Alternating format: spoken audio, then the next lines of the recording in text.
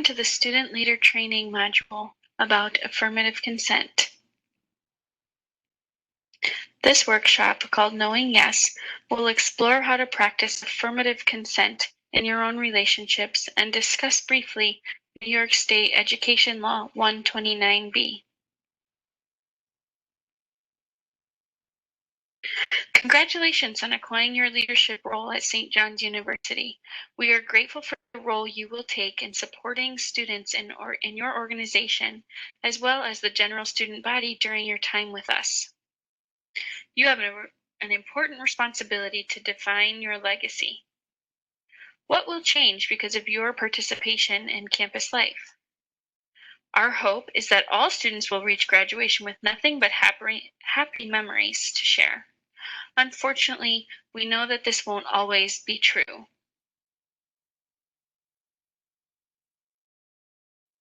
Today, I'd like you to consider how you can be a part of decreasing the challenge of sexual misconduct in our community. According to the National Intimate Partner and Sexual Violence Survey conducted by the Center for Disease Control and Prevention, 1 in 6 women and 1 in 10 men have experienced sexual coercion in their lifetime. Coercion is not affirmative consent, and we can do better. First, some context for you. New York State Education Law 129B determined how educational institutions should be educating about and responding to sexual misconduct.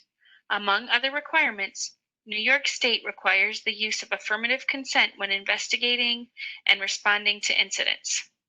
Effective in October 2015, New York was one of the first states to take this step forward to ensuring all students have equal access to education in a safe community. The definition of affirmative consent is as follows. Affirmative consent is a knowing, voluntary, and mutual decision among all participants to engage in sexual activity.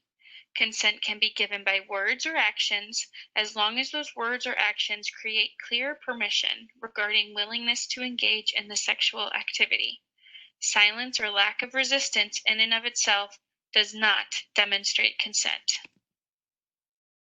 It's important to remember the definition of consent does not vary based upon a participant's sex, sexual orientation, gender identity, or gender expression.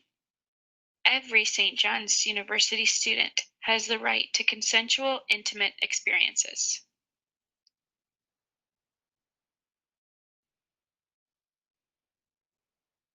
Some of our fellow St. John's University students helped us create posters that dive a little deeper into how we can practice consent.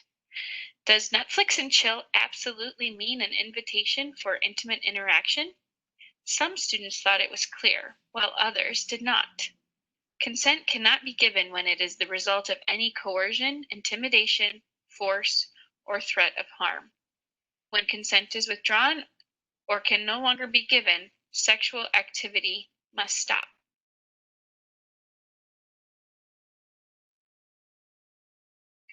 Incapacitation may be caused by the lack of consciousness or being asleep, being involuntarily restrained, or if an individual otherwise cannot consent. Depending on the degree of intoxication, someone who is under the influence of alcohol, drugs, or other intoxicants may be incapacitated and therefore unable to give consent. Put more simply, drunk does not mean yes. Consent cannot be assumed because of a current relationship status or a previous hookup.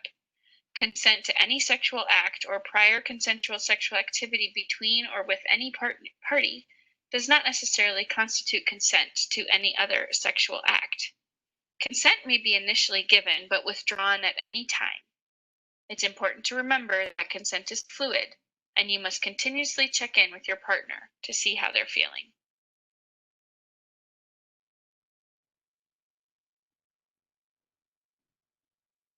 We've all been shaped by messages in society that tell us what relationships and intimacy are supposed to look like and how it's supposed to make us feel. It's important, though, that we define for ourselves what we hope to experience with our partners. Take a moment to reflect on your own desires for intimacy. As you develop your responses to these questions, you'll better prepare to have a conversation with your intimate partner so that the experience is good for everyone involved. Ask yourself, what kind of experience am I looking for? What desires do I have? What are some boundaries I do not want crossed?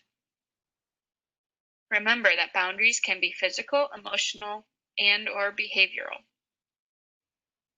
How do I want to feel? How do I want my partner to feel?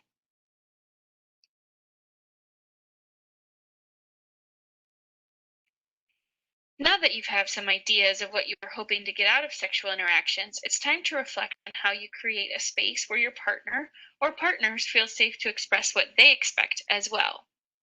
Check yourself. How might my actions make someone feel? Am I making it clear from my words, tone, and body language that I'm okay with whatever their answer might be?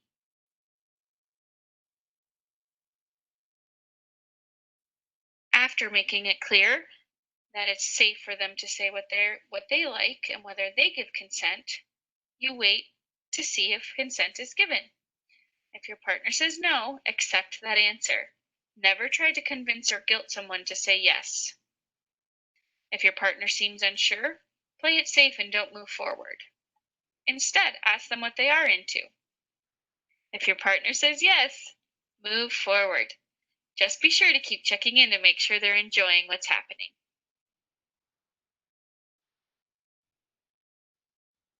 It's important to remember you can communicate consent with more than just words. For example, someone might lean in, bite their lip in a sexy way, reciprocate your actions, or they might exclaim loudly, yes. Affirmative consent is a clear and enthusiastic yes. Recognize what it looks like and get consent. Can you come up with any other ways you might understand nonverbal consent from a partner?